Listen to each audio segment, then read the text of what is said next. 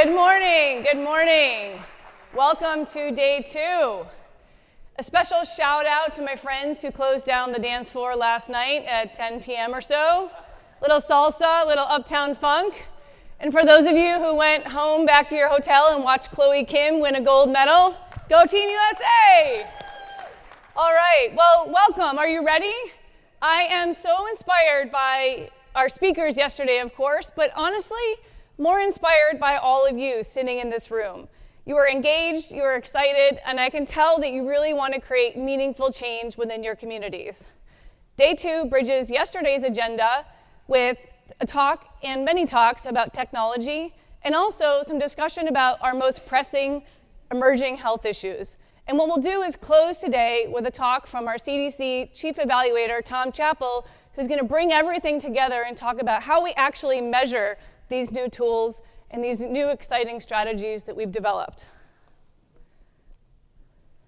Now, technology is all around us. It's in our homes, it's in our work, it's in our cars, it's in our hands right now. It is literally coming down to us from the cloud. We heard from IBM Watson yesterday, and today we'll hear from Google, from Facebook, from Twitter, and we'll hear from campaign leaders who are using technology and metrics to create more meaningful public health campaigns. But let's be real, technology is constantly changing, and frankly, it's totally overwhelming. In fact, some of us in this room might say it is downright scary. But I want us to practice something today. Our goal today is to walk from it's downright scary to it's not that scary. Say this out loud with me. It's not that scary. So today, after hearing from IBM Watson yesterday, we're going to land the SpaceX, and we're going to talk about how we can come back to Earth. What strategies, what technology can we actually use when we go back to our offices after today? So you're not alone if this is the way you feel. Excuse me, do you speak Tweet? It's like we're living in an entirely new foreign country with a new language. The great news is that people who love technology, I don't know if you've actually noticed this about them, they love talking about technology. So if you're one of the people in the room who has never tweeted before, and I know you're out there, and that's okay, I want you to find a friend today to teach you how to tweet, because those folks love talking about it. Today is all about learning a new language. You might be an expert in your community, the health topic you're focused on, or in social marketing in general. But today is a chance for you to reach across the aisle and learn something new. Find that knowledge that will complement what you already know and bring that learning back to your home base. So I want you to take a look at this image here. This is a technology adoption curve. And this is a model, a sociological model that describes the adoption or the acceptance of new technology, new products, or new innovation. It brings together the demographic and the psychographic characteristics of people who adopt new technology, when, and how. The first version of this model was developed in the 1950s by Everett Rogers. You may also have heard of the diffusion of innovation theory. This is all linked, and it describes how ideas and technologies are brought into different cultures. What's really interesting here is if you take a look at the early adopters on the left-hand side, those folks are the folks that are willing to take risks. They have not a lot to lose. They're willing to take risks to innovate, and as you move through the curve, the risk acceptance is lower and lower, but the innovation and the speed to accelerate change is also lower and lower. Now I want you to think a little bit about yourself. Where do you sit in this innovation curve? Don't worry, no one's looking over your shoulder and you don't have to tell us out loud, but think about where you sit. Now I also want you to think about where your organization sits, right? When you bring back your learning, where does your organization sit? Yeah, a couple chuckles, I know. That's what we're up against, right? Now let's just take that down, and we'll come back to this later in the talk, but we're gonna go on a journey now, because the intersection of technology and public health must be right now. We talked a lot yesterday about what's happening across the field of public health. We all know this. We've made incredible progress in tobacco control. But you know what's so fascinating? Technology itself is what's disrupting our progress. Electronic cigarettes is new technology that's changing the face of how we can actually tackle tobacco control. Obesity is the highest rate in its entire in the nation. And guess what? Technology and the ubiquity of fast food, soda, and unhealthy foods is one of our biggest challenges. We're in the worst drug crisis that we've ever been in our country, and it didn't come from the streets. And we're in a new age of sexual freedom where like-minded people are actually convening online. And here we are as public health officials trying to figure out how do we actually talk to them offline. They're meeting in the digital space. And if we in this room, the agents of change, can't take on technology as a new way to tackle some of these problems, if not you, then who is going to do it? At Rescue, our mission is to make healthy behaviors easier and more appealing. Every single campaign or program that we create is based on a focused behavior change strategy that we use to develop compelling creative to move an audience towards a new healthy behavior. We also couple this with tested technology. Tested technology helps us make sure that we actually lead to improved health outcomes. We think every day about how technology can make our job more efficient, about how we can make our work more impactful, and ultimately how technology can bring us closer to the audiences we serve. But the thing is that the technology that we deploy, it's not IBM Watson yet. It's not that complicated, and honestly, it's not that scary. Much of what we use is borrowed from the commercial space. We're looking at tweaking what's working out there in the field already from those technology early adopters and applying it to our own work. And the technology that we use isn't as much new, it's just new to public health. And so I wanted to share with you some simple ways, some things that you can actually do to bring technology back to your home offices and think about innovating. Here are 5 ways that technology actually brings us closer to who we serve. First, technology helps us find really hard to reach audiences. So for a recent research project, we had to find a really specific group of individuals: pregnant and breastfeeding mothers with a history of using cannabis. Yes, now that weed is legal in 25% in areas where 25% of Americans live, we have new risk behaviors that we actually have to tackle. So how do we find pregnant and breastfeeding mothers who are willing to tell us that they smoke weed? Well, we tried the traditional route, and we used a panel, right? And this panel told us, don't worry, we're gonna find these moms, or these soon-to-be moms, and we'll get your folks. But the challenge is the panels that we were using were fishing from the same pond. We were talking to professional survey takers, right? And within 1 week, we only achieved 28% fulfillment of our total quota. So within 1 day, our research team had to partner with our paid social media team and come up with a new strategy. And what we did was actually put together a profile where we could recruit pregnant and breastfeeding women using targeting terms with marijuana interests. It doesn't tell us through social media if they actually use, but if they're interested. And within 3 days, we were able to fulfill our quota of 1,400 people in a single state. That was how technology saved us in that situation. So what we're looking at here is deciding, well, how can we recruit where our audience lives? Here are specific ads for a different campaign where we were actually looking at talking to 12 to 17-year-old youth. We were looking to get their understanding and ideas about cannabis, and this is a very simple execution. So we used Instagram and Facebook to go find teens. We had a targeting profile with age, gender, and location, and we excluded high school graduates because we were looking for folks who hadn't yet graduated. By doing a simple campaign like this, we were able to get a 50% completion on our total survey with a $10 incentive. If we had tried to go and find these folks on our own, first of all, we wouldn't have actually gotten the right students, and it would have cost us a lot more money. Technology also helps us have really honest conversations. Now, one of our other challenging clients gave us an assignment to do one of the first ever studies for GBT youth to inform an HIV prevention campaign.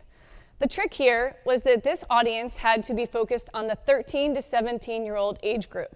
Now, this was one of the first studies that was done with GBT youth this young, because typically those studies aren't actually conducted until 18 plus for both age, maturity, and privacy reasons. So we went out and did what we would typically do. We went to the LGBT center, we went to some community health centers and tried to recruit youth. Guess what? First, we couldn't find them. And second, the ones that we did find, they didn't show up for our focus groups the next day. Anyone ever experienced that before? It's like throwing a party and wondering if everyone's going to come. So what did we do instead? We talked with one of our subject matter experts, and we were able to think through how could we create an online focus group forum using a partner called iFrames.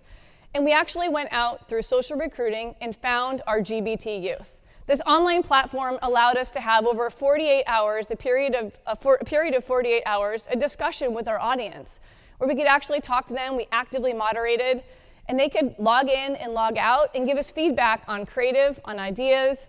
And what we were able to accomplish is bringing these audiences in together, even if they were afraid of having the discussion. They could talk open and honestly, and here was the recruiting profile that we achieved. We were able to find a complete array of our gay, bisexual questioning, and even trans male to female and trans female to male audiences.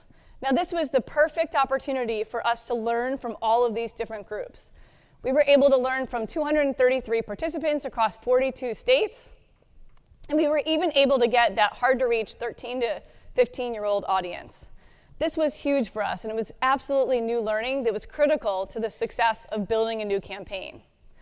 We also got really rich, honest feedback. So here's a quote I love. "I like this video because it was the most relatable, and it didn't have any weird gimmicks. It confirms that my identity as a trans is valid, and it validates my struggle to be comfortable with my body. I learned that you can get tested anonymously,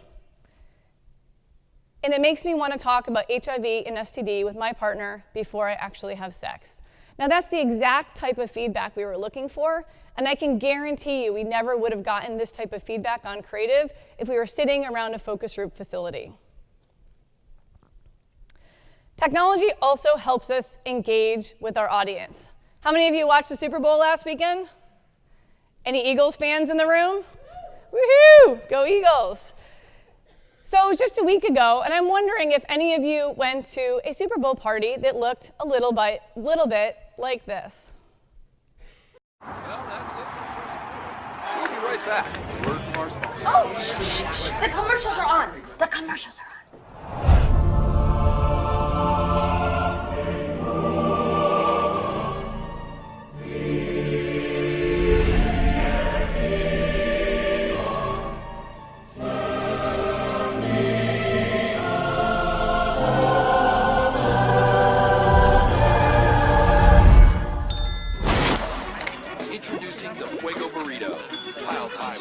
Rice, beans, and a blend of 3 fiery cheeses. So if you're hungry for danger, hurry in now. Now, I'm thinking the only person that watched that commercial was the cute little girl in the onesie, right? But what's so fascinating is what would have made this brilliant is if the pings on the phone was actually a coupon for that burrito. And that's how sophisticated our fast food competition really is. We're doing some new work with nutrition and obesity prevention across the state. We've been looking at what's happening in that field. Fast food and soda advertising is everywhere. And we as public health practitioners need to know that that is the case. We don't have $2 million to go drop on a single spot, but we can figure out how to be smart and to make sure that we fight back against the competition. So as we develop messaging, we think of things on a continuum. We need to make sure that we not only know that we are reaching our audience, but we are reaching our audience with the right information at the right time. So this continuum involves message awareness, exploratory engagement, and active engagement. I want to share with you a little bit more about each of these areas because each of them are critically important to the success of our campaigns. First, message awareness. It's basically, did your target see the message? This is typically how we measure campaigns. It indicates that the targeted exposure to the message actually happened. Well, that's good news. If our campaign's out there, I hope that it did. It's measured by impressions, gross rating points, and most often reach and frequency. It's not that this is bad, but if we rely just on knowing that our ad was out there, we may not be able to determine whether or not it was effective. So we move one step further in thinking about our campaigns to exploratory engagement. This indicates that our audience is consuming the content, right? That they're actually not only watching or seeing something, but they're consuming that content. This is measured by clicks, video views and completions, web sessions, bounce rates, scroll depth. These are more nuanced items that help us understand how much time someone is actually engaging with our content, what's happening when our content is out in the digital ecosphere.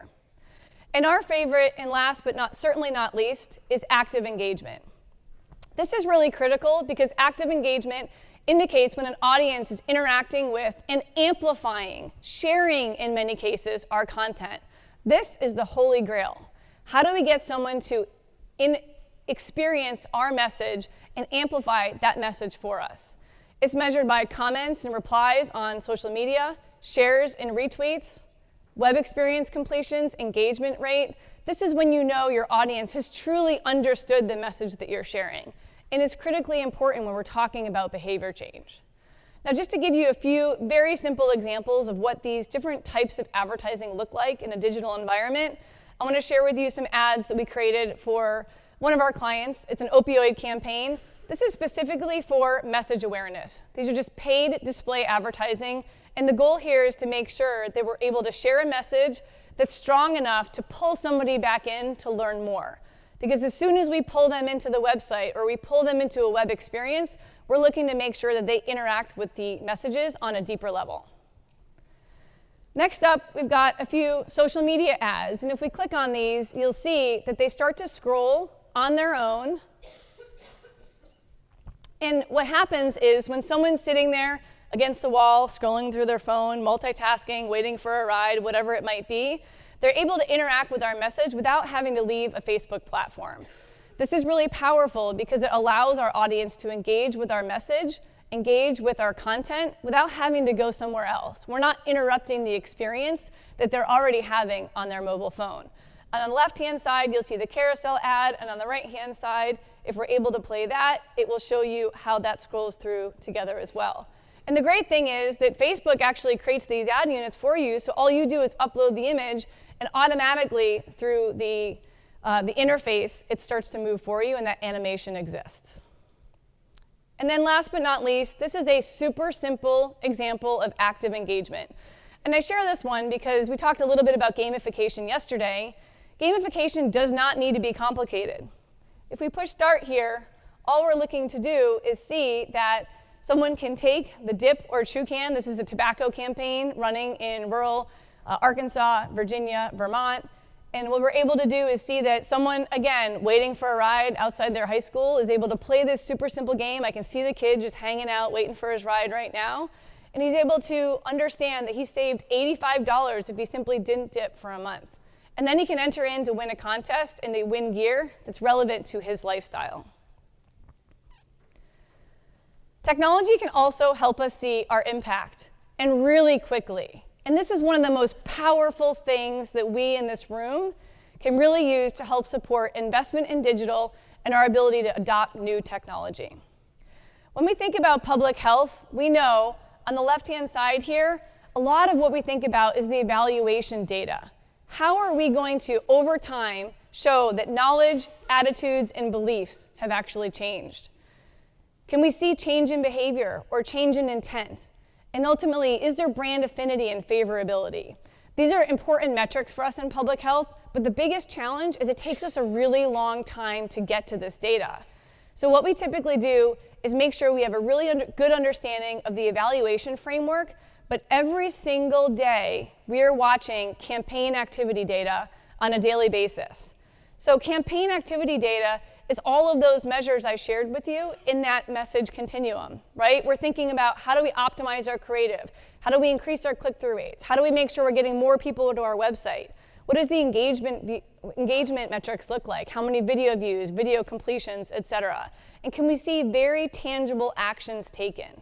And when we combine the long lead time and the short lead time activity data, we can use both as a proxy for how successful that campaign is, and our campaign activity data can make sure that our campaigns are working smarter for us every single day, and we don't have to wait 6 to 8 to 12 months to figure out if our work is working. Here's an example of real-time analytics that show what works. Here you've got some web traffic over a period of 5 months, and every single orange circle there shows you an action. So for every action that we take in placing advertising in the digital ecosystem, we can see the reaction. We can see where our dollars were highest, we can see where our dollars were lowest, where placements were strong, where they weren't, and as a result of this data, we can make our campaigns stronger. I wanted to share with you a few tools that we at Rescue use and that we share with many of our clients that are really important for us to being able to see this data. So here are 5 tools, key tools in our toolbox. Number 1, we use a tool called Sprinkler for social listening and engagement. It helps us see what's happening out there in the Twitter sphere. This does require money. I gave it $2 signs, but we are able to create a shared platform so many of our clients can work on this and see the benefits of this together. Google Analytics measures web traffic, sources, volume, and more. What's so important about this is it's free, right? Every single web experience we should be using Google Analytics. And oh, by the way, it connects back to paid search and other efforts that can help us make sure that our paid dollars and our web traffic are working together. Hootsuite is a wonderful tool that allows us to schedule social posts, so you don't have to post every single day. You can create your editorial calendar, post it, and send it out and curate and monitor your social activity on a regular basis. There is a free version for up to 3 social accounts. There's also a paid version for more. Tableau is a beautiful tool that allows you to take really complex data and make beautiful charts and images so that you can share that complex data with stakeholders and really see insights out of the data that you're capturing. There's a free trial with this one. I would also recommend you go check it out. And then last but not least, on the research front, we use a tool called Qualtrics. It provides surveys, segmentation, and message testing. A lot of academics and universities use this, as well as commercial brands. But it's been a critical tool for us for doing really in-depth research, and it's something that we swear by. Last but not least, it's so important to recognize that technology has a cumulative effect. Every time we use technology to benefit part of our campaign or our public health effort, the impact is compounding. And I wanted to show one simple example. Here what you see is a typical marketing funnel. And in this case, this marketing funnel is related to driving traffic to increase cessation attempts. So how do we actually use advertising to get people to either call or ask for help to quit smoking? Now this is a really typical commercial marketing funnel, where you've got paid advertising, and then you've got a website, and you can see how people actually move through a web experience, and then you can track what the call volume is or the conversions.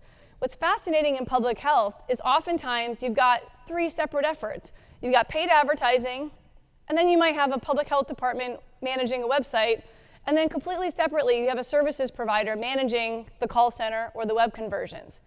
What if those things actually work together? What if we made sure that the paid advertising plan was communicated to the folks who manage the website, and that the website traffic was communicated to the folks who are managing the services at the end of the day? And even more than that, we could see from paid advertising what the actual referrals were and where our traffic was coming from. So we can see here that in one of our campaigns, a significant amount of our traffic came from search. And then we've got social media. We've got direct people who are just typing in a specific URL. We've got referral traffic, and we've got paid digital advertising.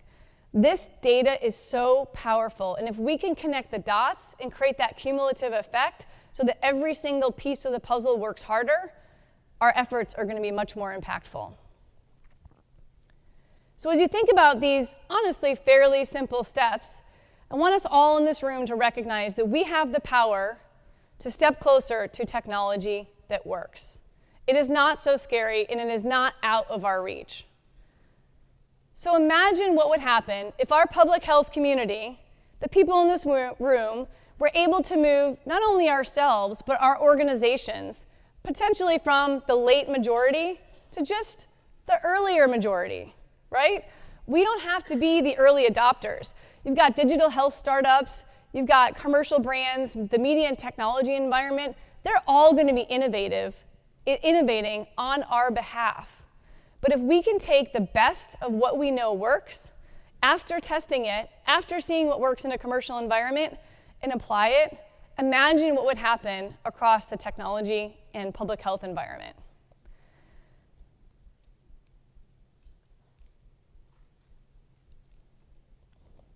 Now, I read a really great book over the holidays.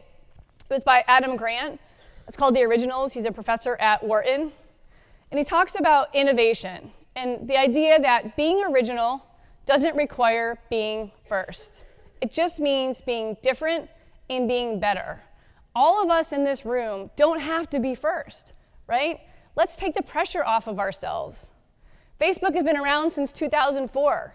Google Analytics has been around since 2004 as well. It's been 14 years. Commercial brands who are our competition, e-cigarettes, fast food companies, etc., they are using digital technology to reach people, and we have to be there too. But we can let Mark Zuckerberg move fast and break things, while we sit patiently and actually just see what works, and we'll choose that. So as you think about the talks today and think about technology, I want you to ask yourself two really easy questions. How can technology make your work more impactful? And how can technology bring me closer to the audience that I serve? And I'll leave you with 3 simple words from one of my favorite city employees, Leslie Note. You guys got this. So thank you and enjoy the rest of today.